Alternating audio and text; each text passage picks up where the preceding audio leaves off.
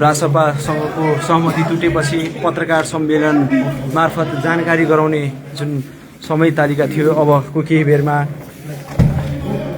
पत्रकार सम्मेलन मार्फत विभिन्न जानकारीहरू अब पत्रकार सम्मेलनका लागि उज्यालो नेपालका अध्यक्ष कुलमान घिसिङज्यू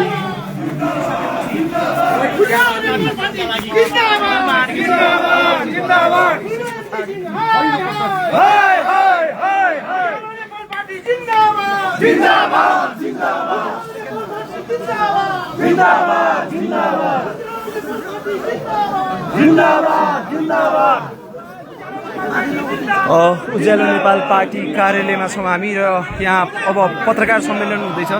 अबको केही बेरमा प्रेस मिट मार्फत उहाँले सबै कुरा जानकारी गराउनु हुनेछ।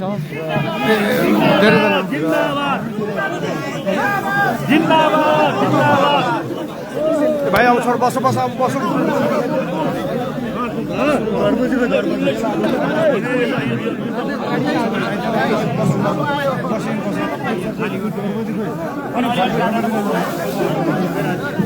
अब केही बेरमा उहाँले त्यो न्युज 24 को मिलाइदिनु राख्नुहुन्छ र यो दृश्य देखाउँ। न्युज 24 को दाजु तपाईँ अगाडि हुनुहुन्छ न्युज 24 को मिलाइदिनु त बोल्नु यार उयो बिचमा त्यो माथि राख्दिनु त खेलेर मार्न आँट्यो नि मलाई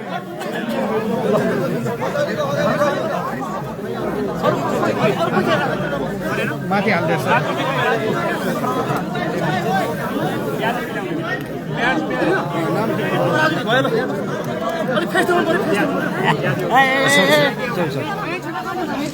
कता खेलेको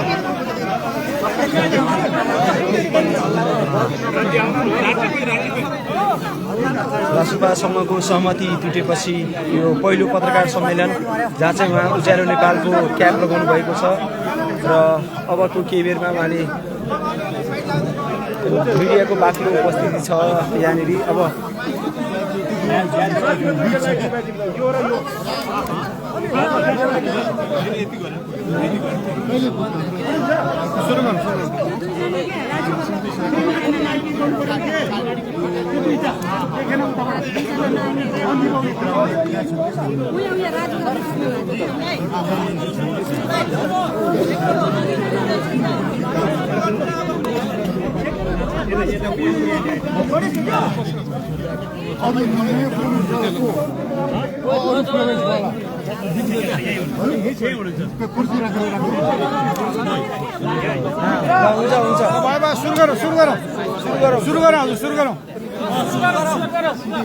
सुरु गरौँ सिधै बोलौँ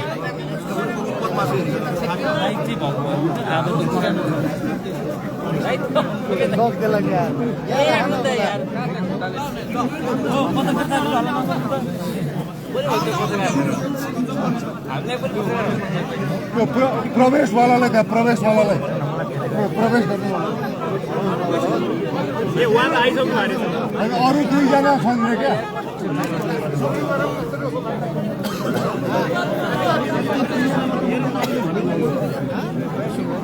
अबको केही बेरमा उहाँ आधिकारिक रूपमा जानकारीहरू दिँदै हुनुहुन्छ।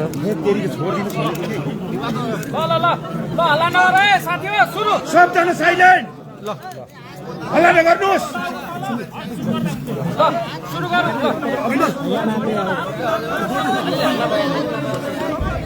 यसो गरौँ न अलिक पछाडि सरौँ अलिक पछाडि झरौँ है क्यामेरा छैन क्या भाइ के कारणले सहमति टुटेको छ रासपासँगको जसरी नेपाली जनतामा बालेन रवि कुलमान एक हुनुपर्छ भन्ने किसिमको धारणा जुन थियो आज के कारणले कुन कारणले यो सहमति टुटेको विषयमा जानकारी अबको केही बेरमा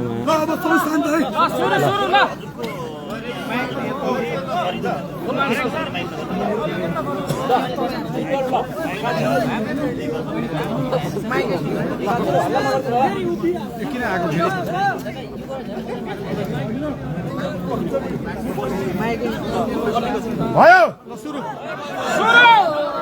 ल सबैजना हल्ला नगरिदिनु होला है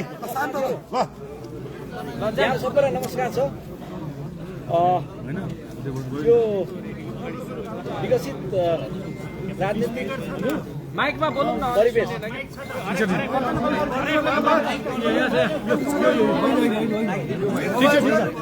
साथीहरू सबैमा नमस्कार छ। छोटो समयको सूचनाको बावजुद पनि यहाँ आइदिनु भएकोमा यहाँहरू सबैलाई धेरै धेरै धन्यवाद दिन चाहन्छु। यो विकसित घटनाक्रमलाई ख्याल गर्दै उज्यालो नेपाल पार्टीको केन्द्रीय कार्य समितिको आज बैठक बसेको थियो र त्यो बैठकले के निर्णयहरू गरेको छ त्यो निर्णय यहाँहरूलाई सुनाउन चाहन्छौँ।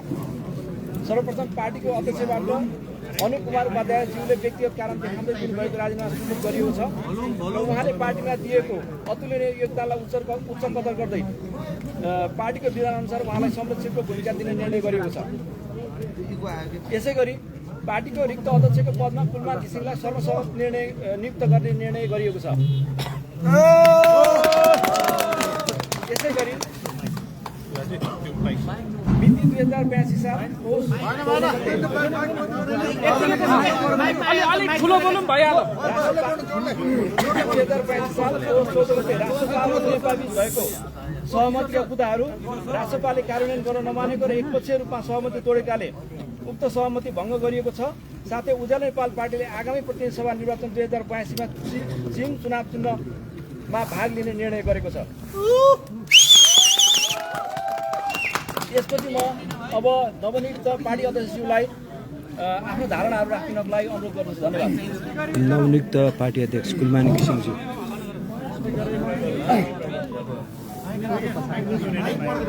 सुन्छ के हल्ला नगरी। पत्रकार साथीहरू सबैलाई नमस्कार। आज यो बेलुकाको समयमा तपाईँलाई छोटो सूचनामा यहाँ उपस्थित हुनुभएकोमा हार्दिक धन्यवाद व्यक्त गर्न चाहन्छु। मैले आज उज्यालो नेपाल पार्टीको सदस्यता लिएको छु र आजै उज्यालो नेपाल पार्टीको केन्द्रीय समितिको बैठकले मलाई उज्यालो नेपाल पार्टीको अध्यक्षको रूपमा चयन भएको छ। म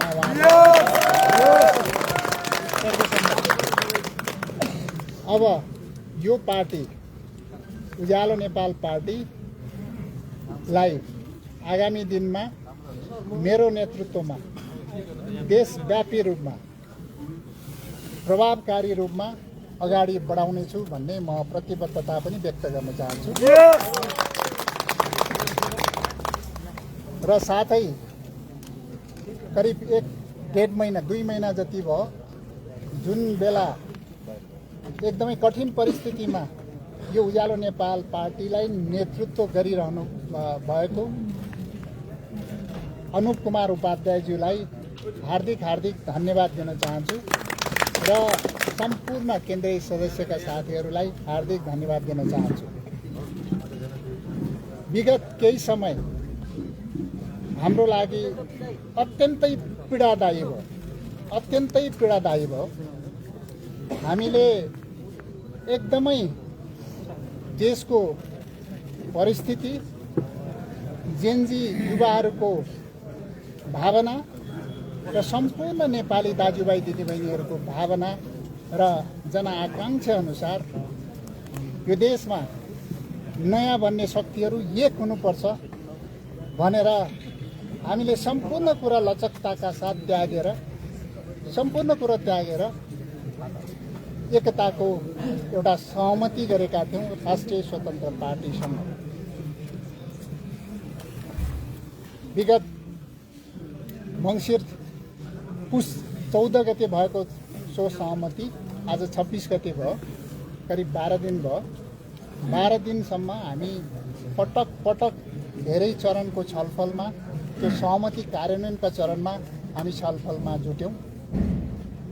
जुन छलफलहरू अत्यन्तै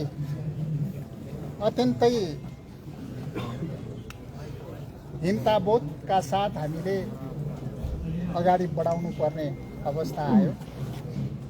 एउटा अन्डरस्ट्यान्डिङ, एउटा सहमति 14 गतेको सहमतिमा भएको थियो, भद्र सहमति भएको थियो। लिखितमा नभएका सहमतिहरू पनि धेरै थिए। अलिखित सहमतिहरू धेरै थिए कसरी कार्यान्वयन गर्ने यो एकीकरण प्रक्रियालाई भन्ने अलिखित सहमतिहरू थिए। त्यो सहमतिहरूमा हाम्रो कुनै किसिमको ठुलो माग पनि थिएन। यसलाई कार्यान्वयन गर्दै छिटोभन्दा छिटो कार्यान्वयन गर्दै जाउँ भन्ने हाम्रो माग थियो। मैले यो सहमतिको चरणमा र हाम्रो साथीहरूले कुनै ठुलो त्यसको डिमान्ड राखेको पनि थिएन। अहिले जुन किसिमले बाहिर मिडियामा धेरै कुराहरू आएको छ, हामीले पदको ठुल्ठुलो बार्गेनिङ गऱ्यौँ, ठुल्ठुला चाहिँ विषयहरूमा धेरै बार्गेनिङ गऱ्यौँ भन्ने जुन कुरा आएको छ त्यो सरासर गलत हो। म आफै पनि एउटा उपाध्यक्ष, त्यो पनि धेरै वरियता क्रममा धेरै तल भएर पनि मैले सहेर गएको थिएँ र मैले आज अन्तिम चरणमा मैले सहमतिको लागि एउटा प्रस्ताव पनि गरेको थिएँ। म एउटा साधारण सदस्य भएर, रासोपाको एउटा साधारण सदस्य भएर बस्छु। हाम्रा साथीहरू, केन्द्रीय समितिका साथीहरूलाई केही एडजस्टमेन्ट गर्नुपर्छ, त्यसरी अगाडि बढौँ पनि भनेको थिएँ। र यो विषयमा हाम्रो ठुलो चाहिँ विषय पनि थिएन र यो मुख्य मुद्दाका विषयहरू केही समावेशिता, सङ्घीयता, त्यो संविधानले देखाएका, संविधानले जुन आधारभूत विषयहरूलाई एड्रेस गर्नलाई एउटा पूरक सम्झौता गरौँ भनेको थियो। एउटा पूरक सम्झौता गर्ने एउटा चरणमा पनि उहाँहरू सहमत हुनुभएको थियो, तर पछिल्लो चरणमा पूरक सम्झौता पनि हुन सकेन र हाम्रा तमाम साथीहरूले उठाइएका विषयहरूमा र यसलाई सहज रूपमा तलसम्म चुनावी प्रक्रियामा कसरी जाने र धेरै कुराहरूमा सहज रूपमा कसरी हामी अगाडि बढ्ने भन्ने विषयमा हामीले धेरै कुरा छलफल गऱ्यौँ र धेरै छलफलमा यो प्रक्रियालाई चाहिँ उहाँहरूले अलि लामो समय लिनुभयो। यो करिब 12 दिनको प्रक्रिया, छिटोभन्दा छिटो सहकार्यमा जाउँ भन्ने कुरामा लामो समय लिनुभयो।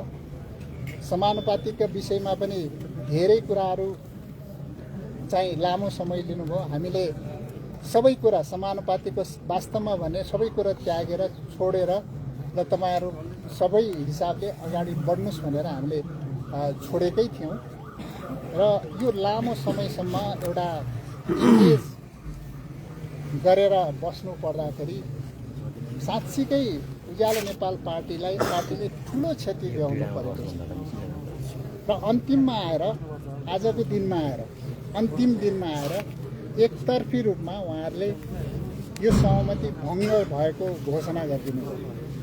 हामीले घोषणा गरेको थिएनौँ। आज हामी अन्तिम समयमा टुङ्ग्यौँ, अगाडि बढौँ भन्ने नै थियौँ र एकतर्फी रूपमा उहाँहरूले सहमति भङ्ग भएको मलाई जानकारी गर्नुभयो र मिडियामा त्यही हिसाबले आयो। त्यसपछि हामी यसरी जुटेका छौँ। वास्तवमा यो हाम्रो लागि यो 12 दिन अत्यन्तै पीडादायी भयो। अत्यन्तै चाहिँ हाम्रो साथीहरू यो सहमति भइसकेपछि उज्यालो नेपालका समर्थक, शुभेच्छुक साथीहरूले धेरै पीडा भोगेको छ र यो बिचमा हामीलाई पुरै हामी इन्गेज भयौँ, इन्गेज बनाएर राखियो र राष्ट्रिय स्वतन्त्र पार्टीले ठाउँ ठाउँमा उहाँहरूले पार्टी प्रवेश कार्यक्रमहरू राख्नुभयो। उज्यालो नेपालका साथीहरूलाई पार्टी प्रवेशमा आह्वान गर्नुभयो। धेरै कुराहरू हामीलाई यो प्रक्रियामा इन्गेज गर्दै उहाँहरूले धेरै कामहरू गर्नुभयो। हामीले केही पनि बोलेका थिएनौँ, केही पनि गरेका थिएनौँ। ठिक छ, एउटै भएर जाने हो, किनभने जनताले खोजेको आजको आवश्यकता भनेको एउटा शक्ति बन्नुपर्छ। एउटा जनजीय आन्दोलनले जुन किसिमको शक्ति निर्माण होस् भन्ने चाहेको छ, सुशासनको विषय र समृद्धिको विषय जुन हिसाबले उठाएर जनजीय आन्दोलन भयो र त्यसलाई सम्बोधन गर्नको लागि नयाँ भन्ने शक्तिहरू वैकल्पिक शक्तिहरू सबै एक हुनुपर्छ भन्ने हामी सुरुदेखिको हाम्रो धारणा थियो। त्यही भएर हामीले एकता गर्न पुग्यौँ। हामीले अत्यन्त लचकताका साथ, मैले प्रधानमन्त्री पनि मागेको थिएन, मैले पार्टी अध्यक्ष पनि मागेको थिएन, हाम्रो साथीहरूले कुनै ठुलो पद पनि मागेको छ, सिर्फ साधारण सदस्य भएर पनि म बस्छु भन्दाखेरि आजकै दिन उहाँहरूले यो जुन सहमति ब्रेक गर्नु र 12 दिन इन्गेज गराएर 12 दिनसम्म यस्तो क्रुसियल टाइममा उज्यालो नेपालको जुन अभियान थियो त्यसलाई टोटल्ली ब्लक गरेर अब हाम्रो आवश्यकता उहाँहरूलाई परेन। अब हामी नभए पनि हामी उहाँहरू अगाडि बढ्न सक्छौँ भन्ने एउटा सङ्कल्प र विश्वासका साथ उहाँहरू अगाडि बढ्नु भएको छ। उहाँहरूलाई म हार्दिक धन्यवाद दिन चाहन्छु, शुभकामना दिन चाहन्छु। अगाडि बढ्नुहोस्, एउटा सशक्त शक्ति बन्नुहोस् र उज्यालो नेपालले आफ्नो बाटो आफै लिन्छ र आफ्नो बाटो लिन्छ। हामी अत्यन्तै लचक भएका थियौँ।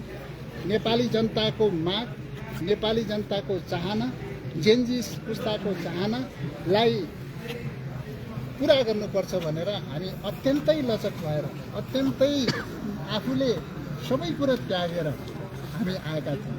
हाम्रो त्यागलाई उहाँहरूले कमजोरीको रूपमा लिनुभयो र यो सहमतिलाई ब्रेक गर्नुभयो। यो मलाई वास्तवमा भन्यो भने म आज अत्यन्तै मर्माहित भएको छु।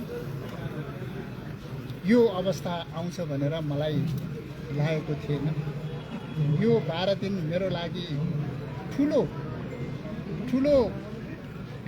विलकबन्धनमा, डिलेमा भन्छ नि, के गर्ने भन्ने नै, कता जाने भन्ने नै अन्योलमा भएको परिस्थिति र अगाडि बढौँ भने उहाँहरू चाहिँ अगाडि बढ्न नदिने, पछाडि जाउँ भने अप्ठ्यारो परिस्थिति, आम नेपाली जनताको, जेन्जी भाइ बहिनीहरूको सपनालाई हामीले कुठाराघात भयो भन्ने परिस्थितिले गर्दाखेरि हामीलाई अत्यन्तै अप्ठ्यारो स्थितिमा पुर्याएका छौँ। हामी जुन बेला सहमति भएका थिए 14 गते समानुपातिक भर्ने अन्तिम दिन थियो। त्यो 14 गतेको अन्तिम दिनमा राति 9 बजे 8-9 बजे यो सहमति भएको। हामीले त्यसको दर्ता पनि गर्न पाएन, समानुपातिक पनि दर्ता गर्न पाएन र त्यस बेला जेनजीका साथीहरू सुदन गुरुङ लगायत उहाँहरूले मिल्नुपर्छ दाइ, यसरी चाहिँ हुँदैन भनेर म 5 बजे उहाँहरूसँगै गएर, जेनजीका साथीहरूसँग गएर मैले त्यहाँ एउटा म जुनसुकै छोड्न तयार छु, मिलौँ भनेर उहाँहरूले जबरजस्ती लगेर चाहिँ त्यहाँ गएर म मिल्नुपर्छ, उहाँहरूकै अनुरोध अनुसार पनि यो मिल्नुपर्छ भन्ने कुराहरूमा चाहिँ मिल्नुपर्छ र सबै एउटा जेनजीका साथीहरूको चाहिँ भावना र सम्पूर्ण नेपाली जनताको भावनालाई कदर गर्नुपर्छ भनेर हामीले सहमति गरेका थियौँ। त्यो सहमति कार्यान्वयन हुन सकेन।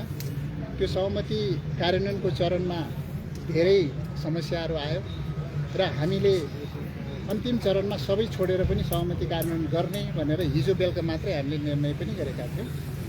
केही कुराहरूमा स्पष्टता गरेर अगाडि बढ्ने भनेर गरेका थियौँ। तर त्यो कुरा गर्दा गर्दै उहाँहरूले आज एकतर्फी तोड्नुभयो। त्यो भएको हुनाले आज हामी पनि बाध्य भएर अहिलेको परिस्थितिमा एक्लै भए पनि अगाडि बढ्नुपर्ने परिस्थिति आएको छ। यो परिस्थितिलाई तपाईँहरूले बुझिदिनु हुन म अनुरोध गर्दछु। अब हाम्रो बाटो कतातिर जान्छ भन्ने कुराहरू तपाईँलाई केही विषयहरू राख्न चाहन्छु। अब उज्यालो नेपाल पार्टी देशैभरि 165 ठाउँमै उम्मेदवार उठाउँछौँ, हामी अगाडि बढ्छौँ। 165 ठाउँमै उम्मेदवार उठाएर जान्छौँ र त्यसैभरि हामी आफ्नो क्याम्पेन, छोटो समय छ, छोटो समयमा हामी जति सकिन्छ हामी आफ्नो क्याम्पेन अगाडि बढाउँछौँ। रात दिन नभनिकन अगाडि बढाउँछौँ र साथीहरू जति पनि हाम्रा साथीहरू छन् जति पनि सहकार्य गर्न इच्छुक साथीहरू छन् उज्यालो नेपाल अझै पनि सबै साथीहरूसँग सहकार्य गरेर अगाडि बढ्छौँ भन्ने म प्रतिबद्धता व्यक्त गर्न चाहन्छु। सबै चाहिँ पार्टी सबै इच्छुक साथीहरूलाई सँग हामी सहकार्य गरेर अगाडि बढ्ने पनि प्रतिबद्धता व्यक्त गर्न चाहन्छु। यो विषयलाई हामी जुन हिसाबले बाहिरिएका छौँ यसलाई कमजोर परिस्थिति कमजोर स्थिति नठाउन पनि सबैलाई अनुरोध गर्दछु र सम्पूर्ण नेपाली जनता सम्पूर्ण नेपाली दाजुभाइ दिदीबहिनीहरू जेनजी भाइ बहिनीहरू हामीले गर्दै पनि हामी एकता हुन खोज्दै पनि हामीलाई जबरजस्त बाहिरिनु पर्यो बाहिर राखियो र यसको लागि यस्तो अवस्थामा पनि हामी एक्लै पर्यो भने पनि एक्लै पनि अगाडि बढ्ने प्रतिबद्धता व्यक्त गर्न चाहन्छु। यहाँहरूले सम्पूर्ण नेपाली दाजुभाइ दिदीबहिनीहरू सबैले यो पार्टीलाई अहिलेको जेनजीको भावना अनुसार जुन पार्टी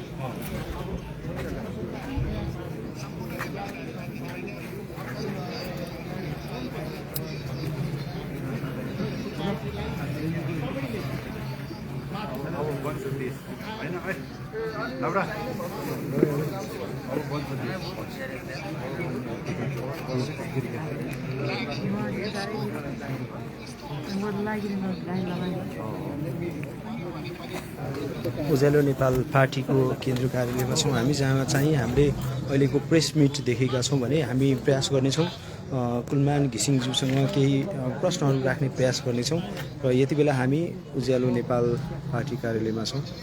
यो देखाउँ